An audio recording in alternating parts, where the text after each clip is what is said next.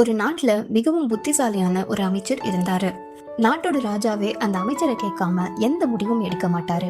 அப்படிப்பட்ட அமைச்சரை ராஜா ஒரு நாள் கூப்பிட்டு, அமைச்சரே, நீங்க இவ்வளவு அறிவாளியா இருக்கீங்க, ஆனா உங்க மகன் சுத்த முட்டாளா இருக்கானே அப்படின்னு சொன்னாரு.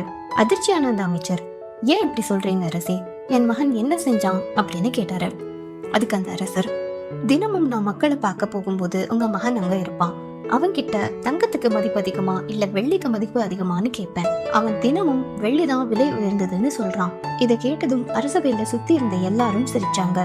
அந்த அமைச்சருக்கு ரொம்ப அவமானமா போச்சு. வீட்டுக்கு போனதும் தன் மகன் கிட்ட எதுக்கு அதிக மதிப்பு, தங்கத்துக்கா இல்ல வெள்ளிக்கா அப்படின்னு கேட்டாரு. அந்த மகன், அப்பா, தங்கத்துக்கு தான் அதிக மதிப்பு அப்படின்னு சொன்னான். இதை கேட்ட அமைச்சர், அப்ப எல்லாரும் முன்னாடியும் ஏன் வெள்ளின்னு சொன்ன? இன்னைக்கு சபையில எல்லாரும் என்ன பார்த்து சிரிக்கும்படி செஞ்சுட்ட அப்படின்னு கோவமா சொன்னாரு.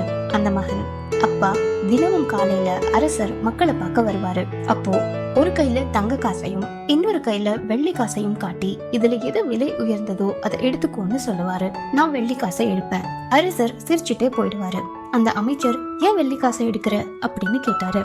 அந்த மகன் தன் அறைக்குள்ள போய் ஒரு பெட்டி எடுத்துட்டு வந்து தன் தந்தை கிட்ட காட்டினான். அந்த பெட்டிக்குள்ள நிறைய வெள்ளி காசுகள் இருந்துச்சு. இத பார்த்த அமைச்சர் மிகவும் ஆச்சரியப்பட்டாரு.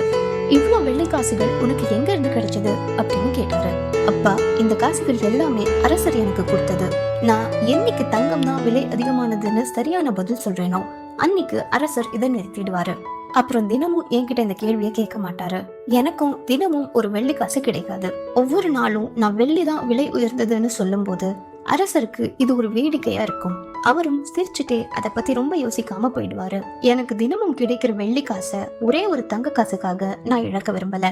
அதனாலதான் வெள்ளி காசுக்கு தான் மதிப்பு அதிகம்னு தப்பான பதில் சொல்றேன் அப்படின்னு சொன்னான் அந்த சிறுவன். அந்த அமைச்சர் தன் மகனை நினைச்சு ரொம்ப பெருமைப்பட்டாரு. என்னதான் தன் மகனை பார்த்து எல்லாரும் சிரிச்சாலும் தன் மகனோட ஞானம் ஒரு புத்திசாலிக்கு தான் புரியும் அப்படிங்கறத உணர்ந்தாரு.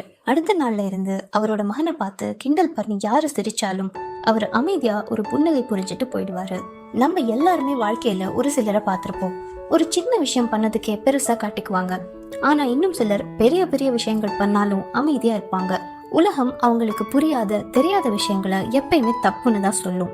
நம்ம செய்யற விஷயம் சரியானதுன்னு நமக்கு தோணுச்சுன்னா யார் தடுத்தாலும் யாரு சிரிச்சாலும் கண்டுக்காம நம்ம வேலையை பார்த்துட்டே இருக்கணும். நம்மளை பார்த்து சிரிச்சவங்க முன்னாடி நல்லா வாழ்ந்து காட்டுறதுதான் மிகப்பெரிய வெற்றி.